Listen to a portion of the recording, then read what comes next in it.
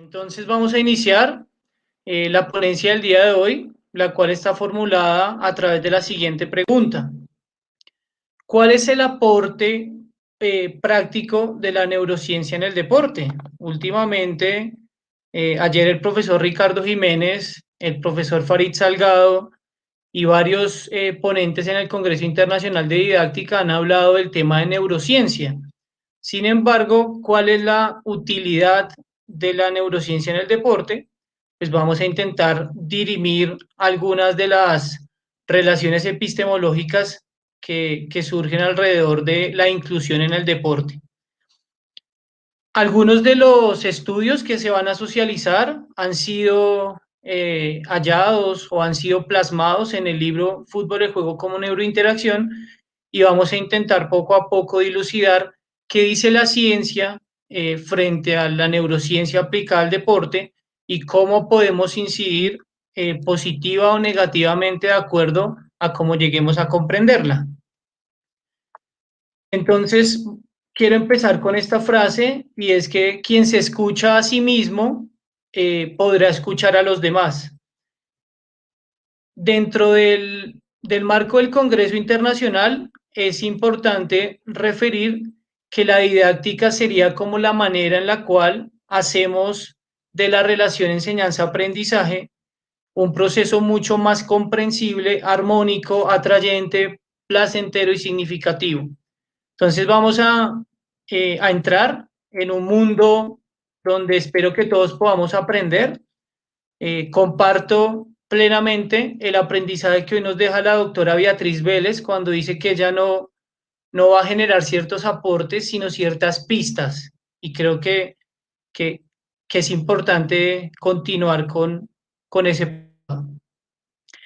Primero, el conocimiento tiene que ser compartido y lo que vemos aquí a continuación tiene que ver con una disputa dialéctica que ha tenido la pronunciación de GIF o la pronunciación de GIF y tiene que ver con que el conocimiento no es de una sola persona, nadie tiene la verdad absoluta y la neurociencia en el deporte está para eso, para dar cuenta que todos aprendemos a diferentes ritmos, que hay ciertas consideraciones que nosotros tenemos que tener a través del cerebro de quien aprende.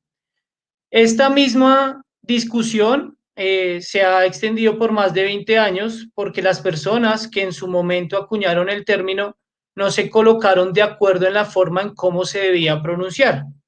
Entonces, ¿por qué planteo esta primera imagen en, en una charla sobre neurociencia? Porque el conocimiento que se tiene de ciertas cosas, digamos que establece que la ciencia es una lógica de apropiación cognitiva, como lo decía ayer uno de los ponentes desde México. La neurociencia está para favorecer los diferentes procesos de enseñanza-aprendizaje y del entrenamiento, rendimiento deportivo y el deporte en todas sus manifestaciones. Sin embargo, si yo no me atrevo a conocer esos otros campos de acción, simple y sencillamente ese conocimiento no existe. Entonces, ¿qué pasaría? Existe la postura de que el conocimiento tiene que ser de una única persona y hay un antagónico que también quiere o desea tener la verdad absoluta. ¿Qué pasa con eso? Que el conocimiento, al ser compartido, puede ser tuyo o puede ser de todos. Y principalmente es de quien crea en él. Entonces, empiezo diciendo, la neurociencia, la neurobiología, ahorita la neurodidáctica, la neuroenseñanza, depende del contexto, depende de la influencia que pueda llegar a tener en el proceso educativo. Si nosotros le preguntáramos a una de nuestras tantas regiones que hacen parte de nuestro territorio nacional, eh, ¿para qué sirve el cerebro o cuáles son los avances en neurociencia? Seguramente no lo sabrán. Y quizás, ¿por qué? Porque el entorno no ha influenciado esa lógica de apropiación al conocimiento. Entonces, hoy vamos a acercarnos un poco. Como les dije, no les traigo ninguna verdad, solo algunas pistas que he podido encontrar en el camino. En esa misma lógica antagónica de ver quién tiene la razón, también han surgido ciertas iniciativas como la que surgió en Estados Unidos, donde la fabricante de mantequilla de maní y el popular servicio Giphy se unieron para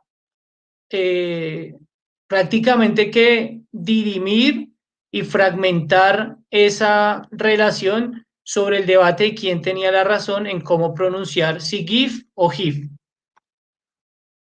Ya en cuanto a la neurociencia aplicada en el deporte, entonces primero tenemos que empezar a comprender que existe un campo de acción que se llama neuropsicología, que estudia la psicología en el tema del comportamiento y los procesos mentales en los cuales se envuelve el ser humano. Dos, hay una psicología de la educación que tiene que ver con la pedagogía, con la educación y con el aprendizaje que nosotros comúnmente mediamos a través del proceso educativo que establecemos. Y finalmente, la neurociencia como posibilidad de establecer y dar cuenta de cómo funciona el cerebro. Y este nuevo término, que es nuevo para nuestro contexto, pero que se ha venido desarrollando desde hace mucho tiempo, en cuanto a la neuroeducación, para establecer la relación entre el cerebro, la mente y cómo se puede favorecer eso a través de las ciencias de la educación. Entonces, ¿qué es la neurociencia en el deporte? Recuerden que el cerebro, por su naturaleza plástica y dinámica, que está en constante cambio y en constante evolución, genera cierta dificultad a la hora de contextualizar y conceptualizar cuáles son las funciones y por qué se dan determinadas conductas dentro del deporte. El cerebro se estudia a una escala de micro, digamos que, ¿cómo llamarlo? A un nivel microscópico, que entre más pequeño se vuelve, más extenso es el conocimiento que podemos obtener a través de acercarnos a las diferentes funciones que suceden en nuestro cerebro.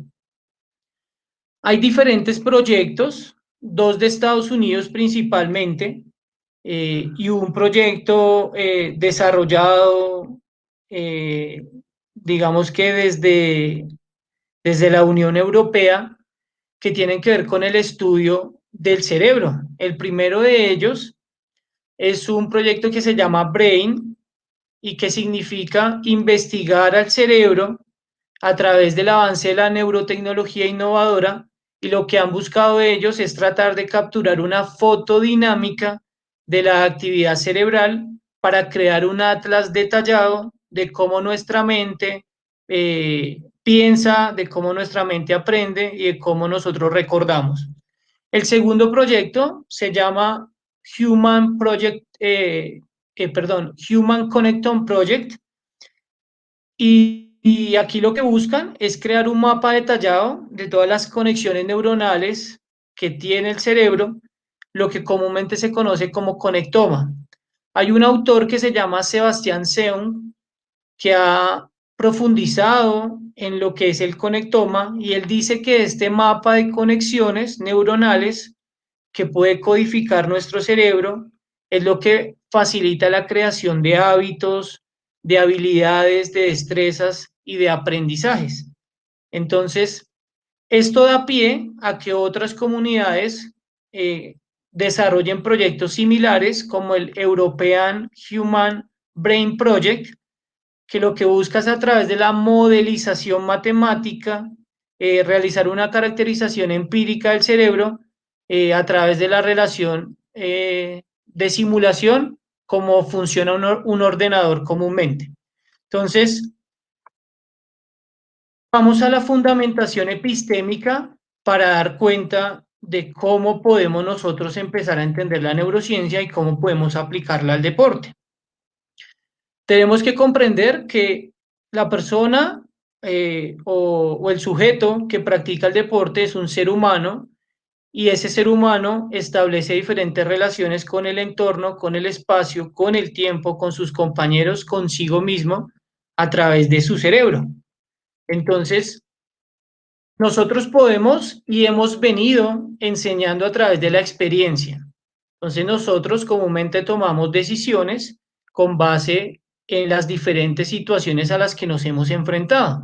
Entonces, desde la experiencia, nosotros hemos acuñado y hemos conceptualizado y hemos empleado elementos de la neurociencia sin siquiera llegar a pensar que estamos incidiendo verdaderamente en lo que nosotros estamos irradiando cognitivamente al niño.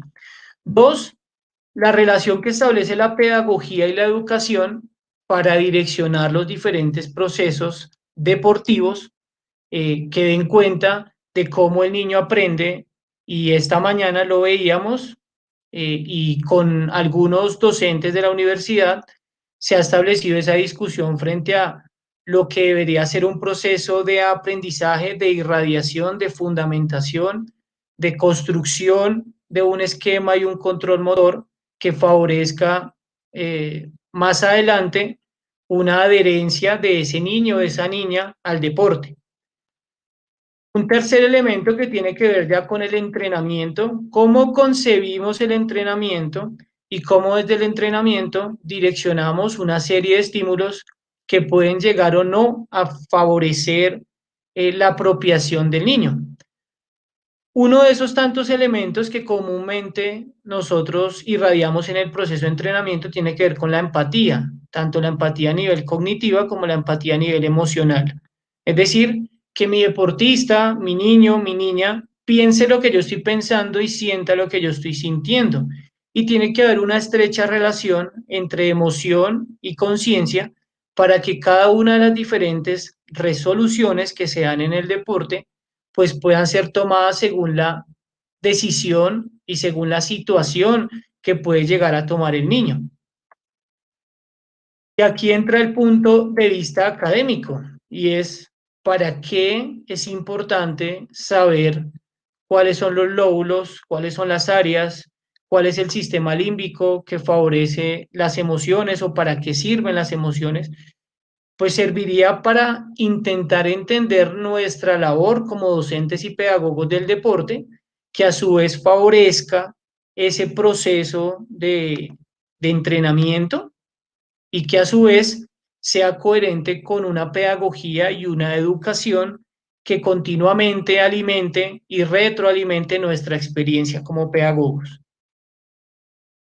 ¿Esto a qué nos lleva? A seguir desarrollando investigaciones en el campo del entrenamiento y del rendimiento deportivo o del deporte en general para dar cuenta de cómo verdaderamente la neurociencia sigue incidiendo positivamente y digamos que en la última parte de la ponencia del día de hoy hablaremos de algunas investigaciones que se han encontrado en torno a la aplicación de las diferentes técnicas de neuroimagen. Y por último, ya la ciencia como tal, para que nosotros todo ese conocimiento, no solo científico, sino también práctico, empírico por momentos, pues podamos integrarlo en nuestro modelo de preparación, en nuestra metodología de trabajo, en nuestra pedagogía, en nuestros procesos educativos, para que cada vez favorezcamos más adaptaciones cognitivas, emocionales y no solo fisiológicas y físicas en el ser humano que está aprendiendo ese deporte. El cerebro es un órgano complejo y es un órgano complejo, ¿por qué? Porque establece límites de frontera. Entonces, cuando vamos al paradigma de la complejidad, establecemos que hay una integración donde finaliza, por ejemplo, el área visual y auditiva, puede empezar el área de la asociación, el área de la función motora, el área de la comunicación, el área de la asociación sensorial y el área emocional. Es decir, dentro del paradigma de la complejidad, todo tiene que ver con todo. Hay una integración continua.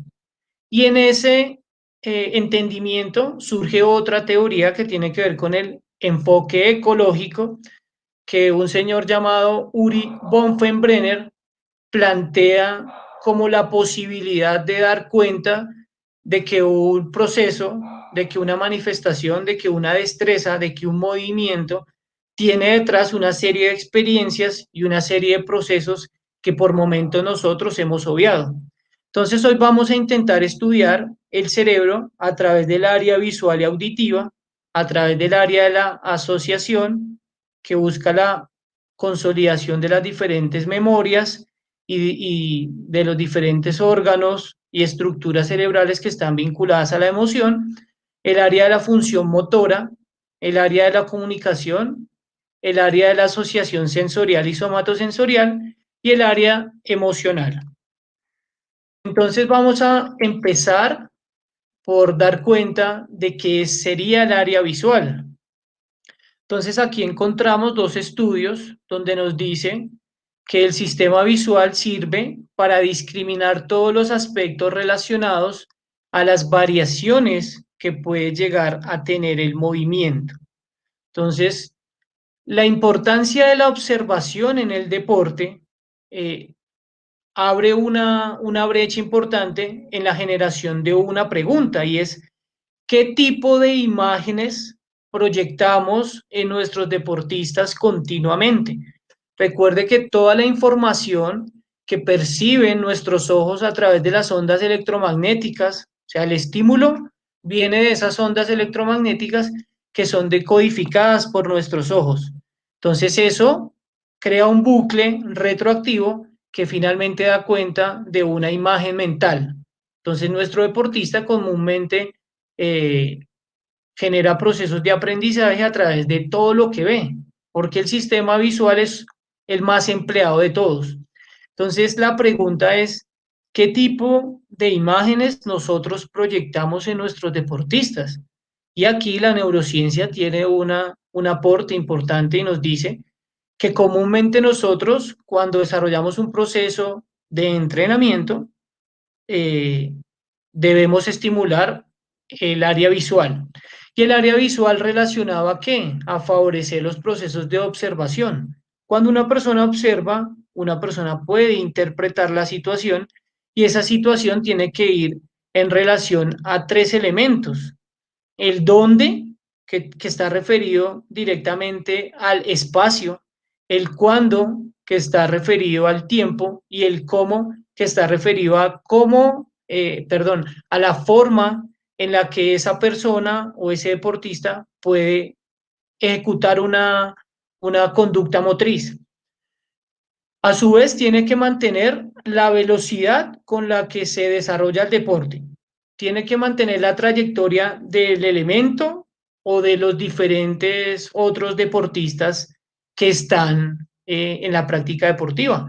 Entonces, según Darwin, resulta extraño que nadie quiera ver en la observación el valor de servir de fuerza, ya sea positiva o negativa, sobre las opiniones, si acaso ha de tener alguna. Es decir, que el proceso de observación tiene que ser importante. Y acá, digamos que empieza a tocar un poco la comunicación y contracomunicación motriz que plantea Pierre Parleva y tiene que ver con cómo nosotros emitimos un lenguaje a través de lo visual y cómo ese lenguaje es captado por nuestros deportistas. Entonces, la conducta praxémica y gestémica tiene que ir en consonancia, tiene que ir en la misma dirección, tiene que establecer una sinfonía, porque a veces nosotros podemos decir algo y hacer otra cosa. Entonces, ese mensaje no llegaría del todo a nuestro deportista. Y según Gómez, digamos que el área visual es un acto cooperativo donde los axones de las diferentes neuronas del tálamo transmiten ese impulso nervioso para llegar a la corteza cerebral del lóbulo occipital y así crear esa imagen mental que nuestro deportista necesita para dar respuesta en la competencia. Vamos a proceder ahora a hablar del área auditiva. Y aquí es importante establecer que hay diferentes ondas de presión que nuestros oídos captan. Y cada onda de presión tiene una frecuencia en hertz.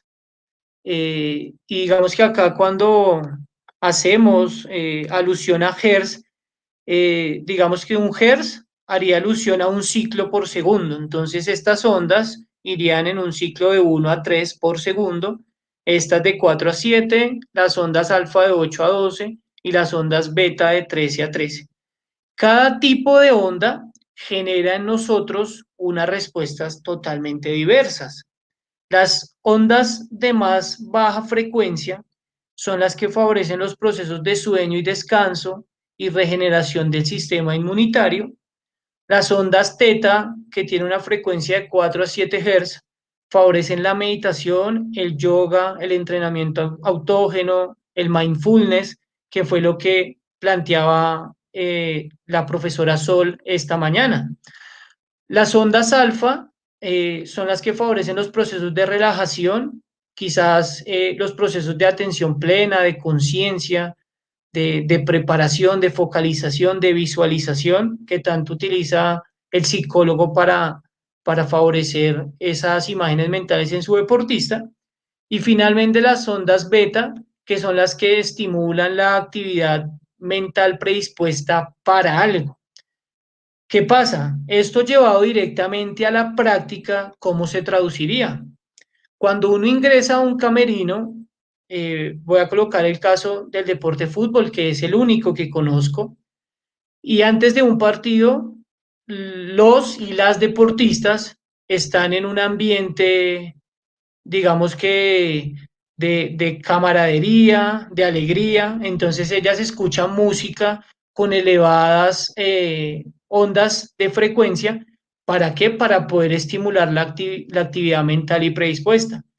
Hay algunos estudios que han encontrado que cuando se, digamos que desarrolla previo al partido una onda de frecuencia, por ejemplo, de las ondas delta o de las ondas teta, los deportistas no entran del todo concentrados al partido. Entonces aquí podemos empezar a encontrar diferentes estudios que nos ayudan a corroborar la importancia del sentido de la audición, que es otro de los sentidos que deberíamos estimular en la práctica, pero que comúnmente no lo hacemos. ¿Y esto por qué? Porque mientras que el sistema auditivo puede emitir una respuesta entre 10 a 50 milisegundos, el sistema visual puede tardar de 300 a 500 milisegundos. Entonces, una invitación sería a buscar o establecer la forma en la cual podamos nosotros poco a poco direccionar un proceso de entrenamiento a través de la estimulación de los otros sentidos.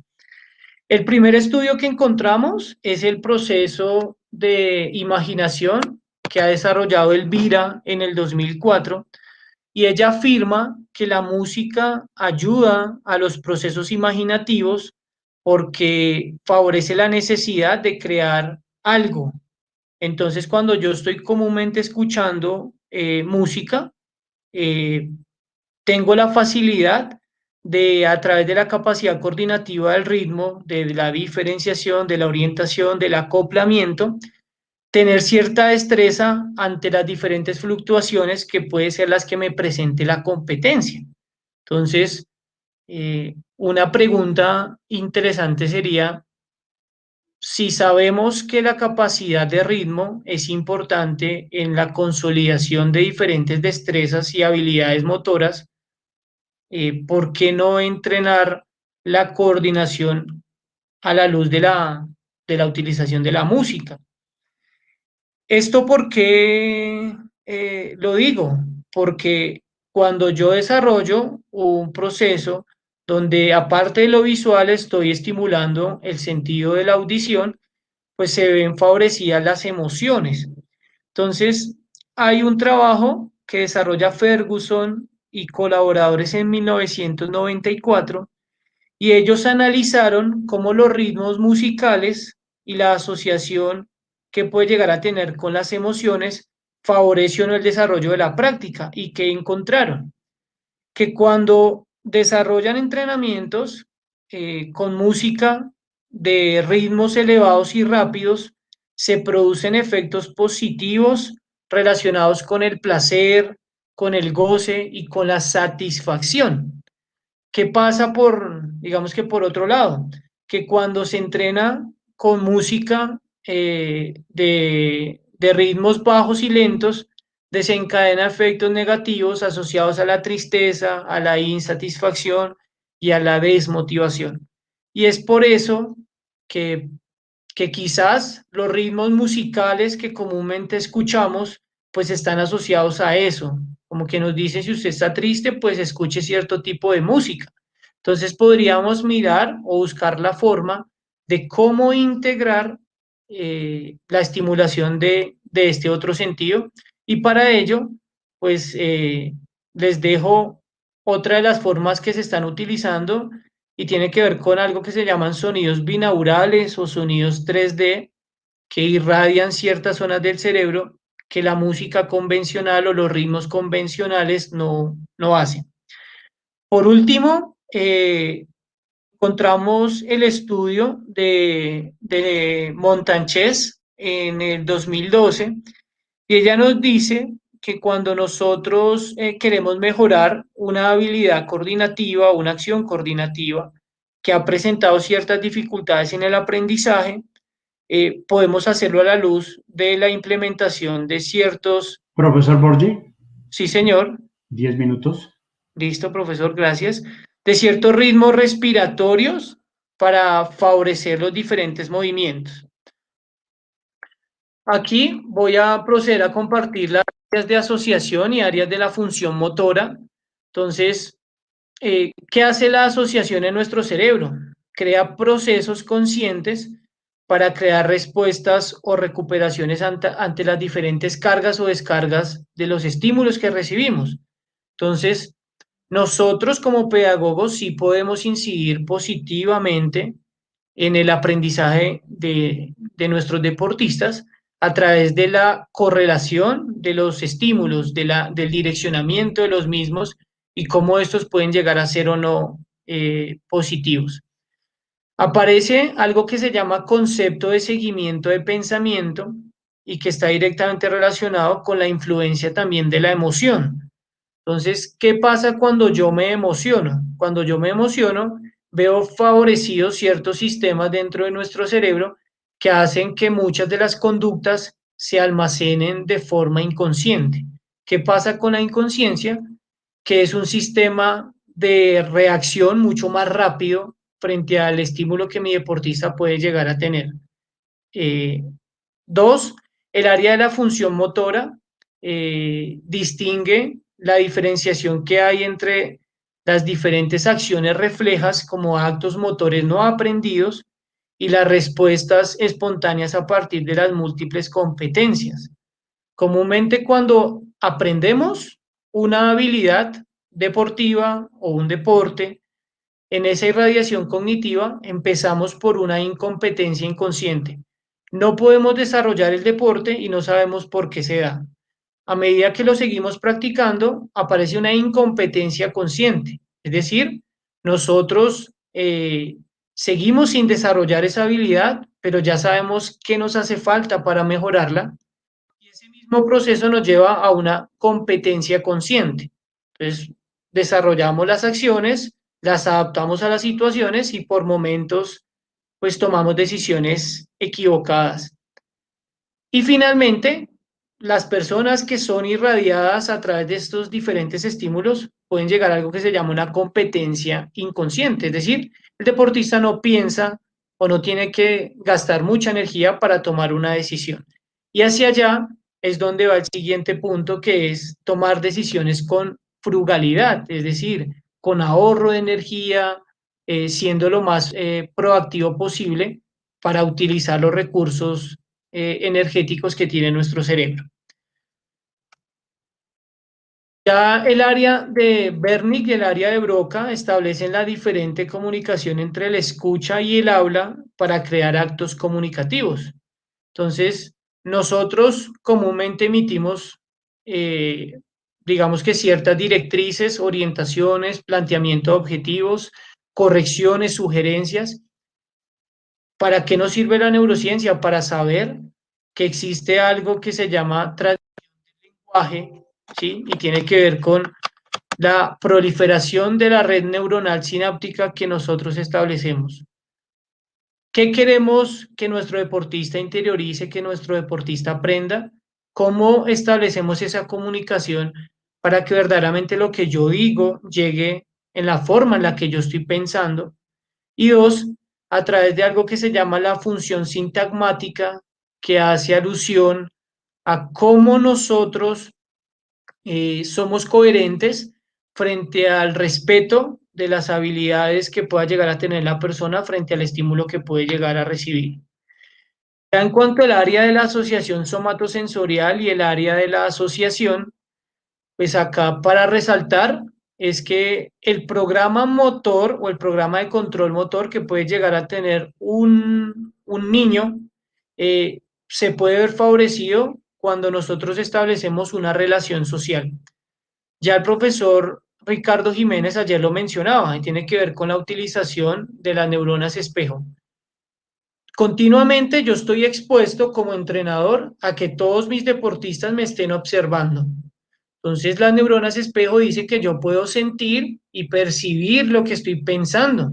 Entonces, mi conducta da cuenta de cómo me estoy sintiendo y cómo estoy pensando.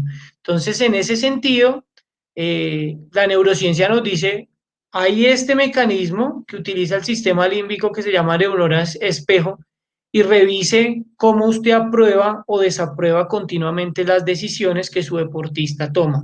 Su deportista se puede equivocar y rápidamente lo puede observar a usted y si usted está haciendo una cara de desaprobación aunque no diga nada, es un mensaje que le está llegando a su deportista. Finalmente, para terminar la primera parte rápidamente, y tiene que ver con el tema de las emociones. Entonces, las emociones hacen parte fundamental del aprendizaje.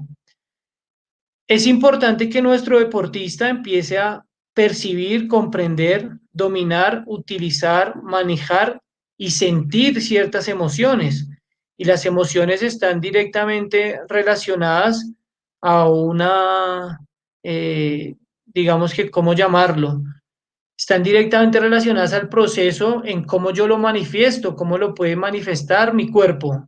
¿Sí? Entonces, lo puedo manifestar a través del dolor, a través del cansancio, a través de la fatiga, que a diferencia de los sentimientos que se conoce como emoción precognitiva, nos genera eh, como ciertas respuestas frente a cómo pienso, frente a cómo me imagino ciertos elementos, y eso me puede generar diferentes sentimientos como tristeza, como rabia, como frustración.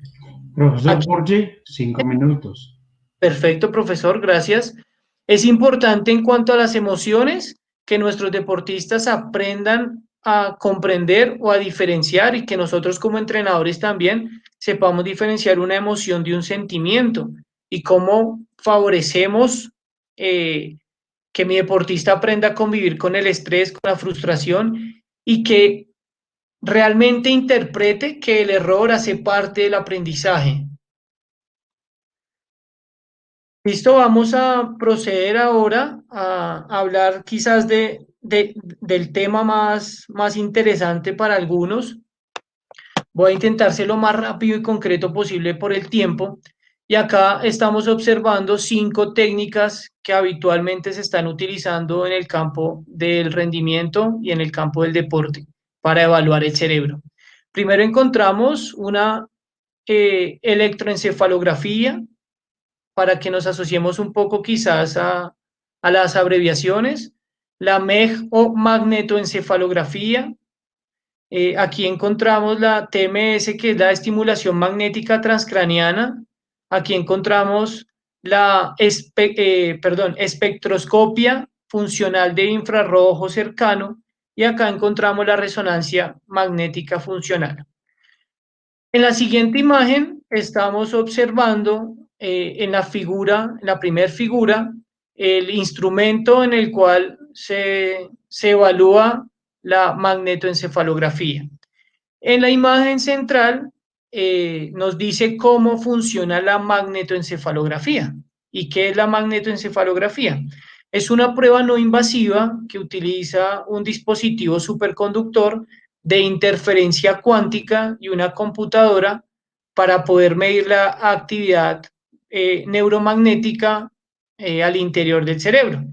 Entonces, esa magnetoencefalografía detecta, graba y analiza los diferentes campos magnéticos producidos por corrientes eléctricas en el cerebro. Y acá al final vemos cómo diferentes áreas o diferentes regiones del cerebro se activan cuando se desarrolla, no sé, un pensamiento o cuando se le dice que imagine cierta situación. Y acá podemos observar cuáles son las regiones que más se están activando. A continuación, observamos la electroencefalografía. Entonces, tenemos aquí 4 imágenes. La primera, digamos que tiene que ver con la encefalografía utilizada en laboratorio. En la parte superior derecha, la electroencefalografía comercial para que otras personas la puedan utilizar fuera del laboratorio. En la parte inferior izquierda está la actividad cerebral a través de esta electroencefalografía. Entonces acá empezamos a detectar las diferentes ondas de frecuencia que se empiezan a generar. Y por último, ya hay un tratamiento mediante un software especializado que permite conocer cuáles son las áreas cerebrales que se activan al desarrollar determinada conducta específica. Dani, ¿puedes ampliar por favor esta imagen para que se vea en pantalla completa y que pueda explicarla mejor?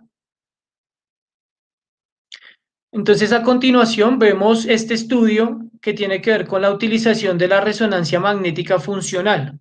Aquí, ¿qué hicieron?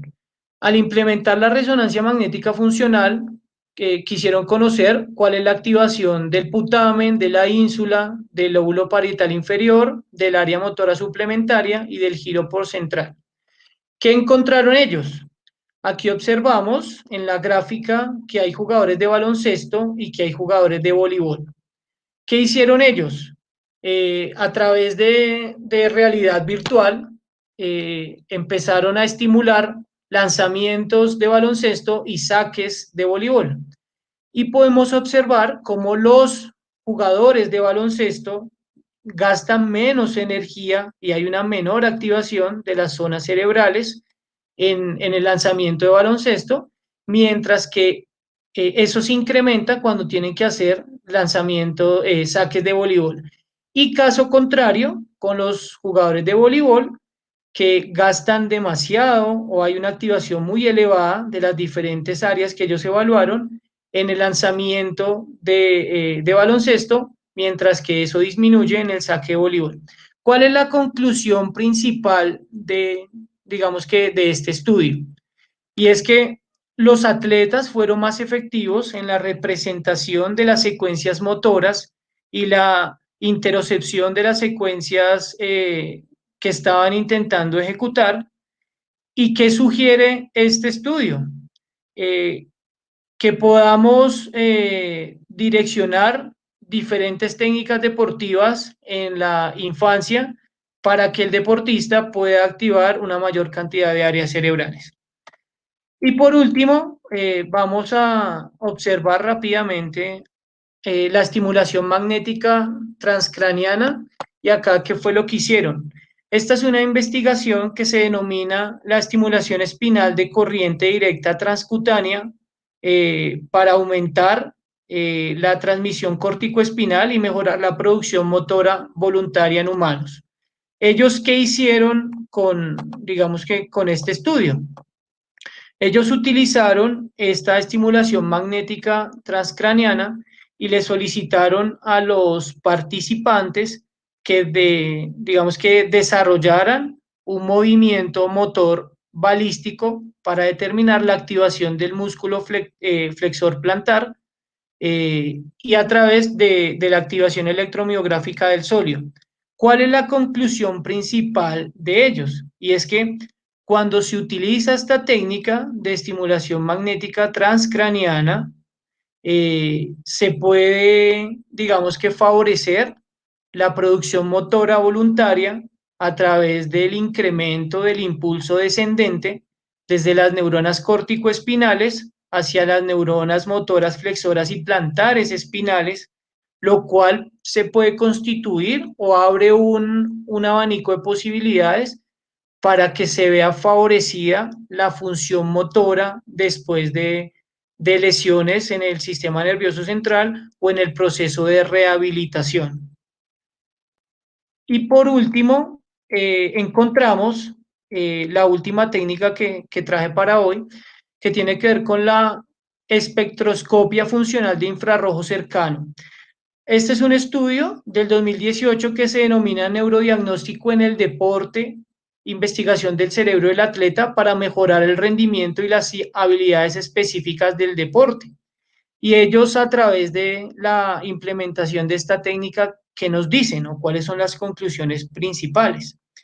Y ellos dicen que el neurodiagnóstico, a través de las diferentes técnicas de imagen cerebral no invasivas, como esta, la espectroscopia funcional de infrarrojo cercano, puede ofrecer perspectivas futuras para cuantificar la neuroplasticidad inducida por el entrenamiento y su relación con el comportamiento motor.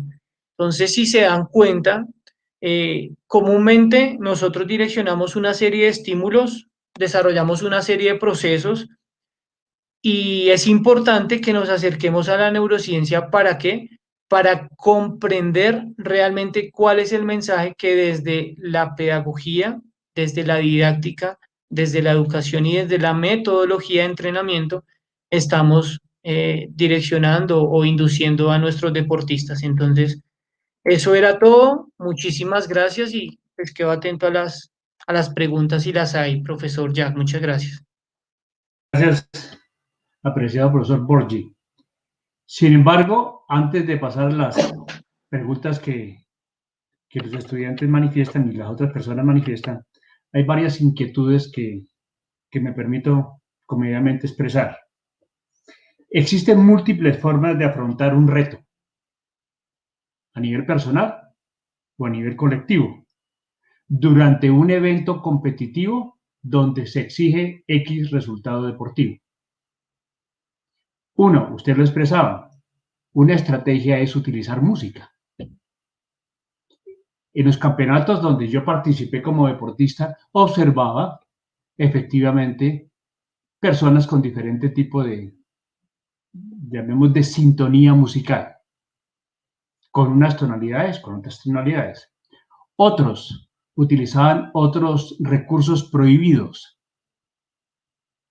Y un grupo no utilizábamos sino la percepción de nuestros pensamientos que nos iban corriendo, animando y disparando o disponiendo para el evento competitivo para el cual no podíamos dar un paso atrás.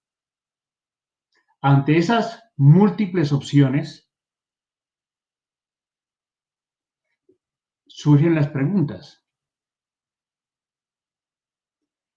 ¿Existen estudios que identifiquen o caractericen esas diferentes formas de comportarse específicamente en aquellos que no recurren a ese otro tipo de medios, sino a sí mismo? Sería interesante que expresáramos esos otros recursos, porque en algunos deportes de combate y algunos deportistas de combate no usábamos esas herramientas o esos medios que muy posible en forma asertiva se proponen. Ok, para dar respuesta a esa primera pregunta, digamos que es importante mencionar o referir lo que el profesor Jack plantea. Y tiene que ver con, lo quiero responder desde una analogía. Hace, no sé, 5 años o bueno, menos, estaba prohibido en las concentraciones el uso de celulares, porque eso generaba desconcentración, eso generaba apatía, eso generaba, no sé, ciertos procesos que, o ciertas conductas que los entrenadores no querían. Sin embargo, ahorita, sin celular, no habría entrenamiento desde la virtualidad. Entonces, yo creo que es empezar a entender a través de los avances de la neurociencia que todos podemos aprender de una manera diferente, y que está bien que así sea, y que continuamente tenemos que estar dispuestos al cambio. Ya para dar respuesta concreta, es difícil encontrar un estudio que refiera a eso, porque comúnmente los estudios que se hacen en rendimiento deportivo, que pueden utilizar la neurociencia, se hacen con diferentes protocolos, diferentes procedimientos, diferentes muestras, grupos poblacionales, diferentes tipos de diseño en la misma investigación, que no facilita que tengamos como un resultado de decir, esto es lo que debería ser una persona eh, que no le guste la música, esto debería ser una persona que le guste la música. Yo creo que es empezar a entender que la neurociencia tiene muchas herramientas, muchas estrategias, y de acuerdo a ese contacto humano que yo establezco con mi deportista, pues voy eligiendo, de acuerdo a la situación, cuál es más coherente y conveniente para el proceso.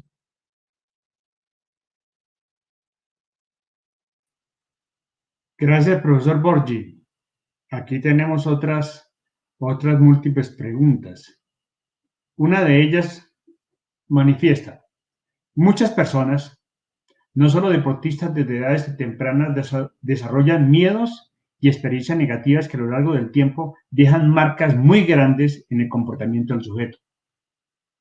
¿Existe la manera de superar todas esas malas experiencias que han carcomido a la persona? Efectivamente, ya se ha comprobado que, digamos que la educación es un mecanismo de protección cerebral. Entonces, tendríamos que comprender varios procesos, y es que las configuraciones que va creando la persona a través de sus experiencias, a través de sus pensamientos, a través de sus emociones, pueden irse reorganizadas. Entonces, acuñaríamos algo que se conoce como poda neural, que pasa entre la niñez y la infancia y la adolescencia. Y es que algunas de las conexiones sinápticas que no utilizamos para pensar, para, no sé, para asociar algo, para ejecutar una conducta motriz, todas esas conexiones sinápticas se empiezan a eliminar.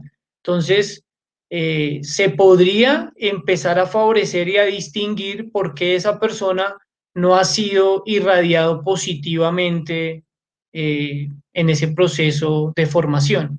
Y voy a colocar una situación puntual de un caso que me pasó, porque a veces es importante no solo decir desde la teoría, sino cuando yo llegué a trabajar por primera vez a fútbol femenino, yo llegué a una institución y tenían una filosofía clara, y había una deportista que en ese momento ella decía que era delantera, que era la persona que jugaba más adelante en un equipo de fútbol. Y era una persona que no era muy tenida en cuenta, y quizás, no sé, no encontró afinidad con su par, con su entrenador, porque eso es otra cosa que no hablamos, y es que yo tengo que generar cierto proceso de empatía a nivel grupal, conmigo mismo, con mi familia, con mi entrenador. ¿Y qué pasó con ella?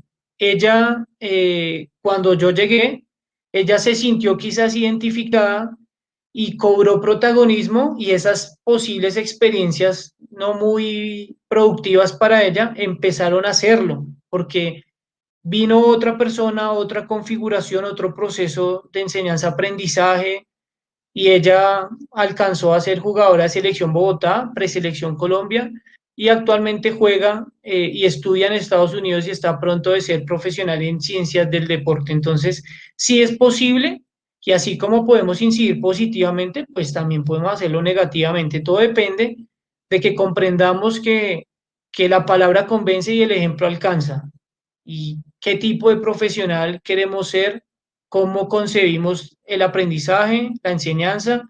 Eh, yo creo que estaría direccionado hacia eso, profesor Jack.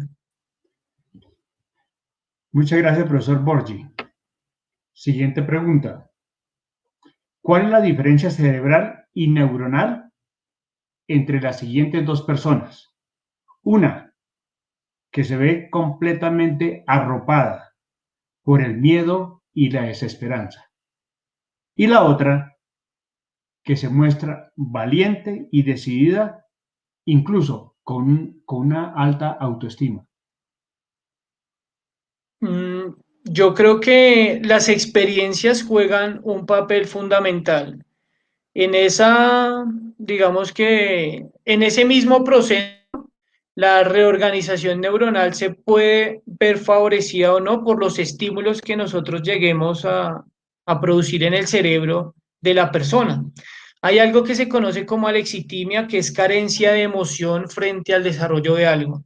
Si yo no logro motivar a la persona, si yo no logro generar un proceso de credibilidad, es decir, si yo no comprendo que el proceso de entrenamiento es un proceso de liberación química, entonces yo continuamente estoy liberando o segregando serotonina para incrementar la motivación, oxitocina para favorecer la confianza. Si yo no comprendo eso, que es el aporte que nos da la neurociencia, pues simple y sencillamente pasa el punto al que yo siempre voy a establecer una barrera con la persona a la cual estoy intentando enseñar. Entonces sí es importante que nosotros nos acerquemos y empecemos a identificar cómo la persona se puede llegar a estar sintiendo. Entonces desarrollamos procesos de empatía, desarrollamos procesos de relaciones sociales, de reconocimiento del otro, de tareas de apoyo, y así nos vamos dando cuenta o vamos ayudando a que el deportista o la persona pase de sentirse quizás arropada en ese temor, en esa angustia, y poco a poco empiece a comprender que su cerebro puede irse modificando. Vuelvo y le digo, lo más difícil está en todo ese conocimiento que tenemos actualmente, condensarlo en las palabras que yo digo, en la forma en la que pienso, en la forma en la que me expreso, en la forma en la que actúo. Entonces, finalizo con lo que dice Facundo Manes. Ya la función de la educación no es transmitir un aprendizaje o un contenido, porque ahorita el conocimiento nos desborda. Ahorita un niño, que lo refería, un niño de 5 años tiene más acceso a la información que el presidente de los Estados Unidos hace 30 o 40 años. Entonces depende cómo yo direccione ese acceso a la información y qué tipo de información yo le proveo a ese cerebro para, para intentar reordenarlo. Gracias, profesor Borgi. Vamos a mirar la última pregunta. ¿Se puede pensar en un entrenamiento interdisciplinar y transdisciplinar que fortalezca dicha plasticidad neuronal y favorezca los procesos cognitivos propios de las prácticas deportivas? Sí, es importante. Hay, digamos que estudios recientes que empiezan a comprender cómo las diferentes disciplinas, áreas, ciencias se relacionan en pro de un beneficio, que en este caso es el favorecimiento de una conducta motora en el deportista a través de lo que piense, siente y demás. En ese orden de ideas, la transdisciplinariedad rompería un poco lo que se ha comúnmente desarrollado, que tiene que ver con el conocimiento inter y multidisciplinar, y tiene que ver con eh, lo interdisciplinar. A veces está entre donde finaliza la función de un profesional, empieza la del otro. La transdisciplinariedad no. Y en esa relación social que establecemos al interior del proceso deportivo, podemos todos favorecer los procesos cognitivos.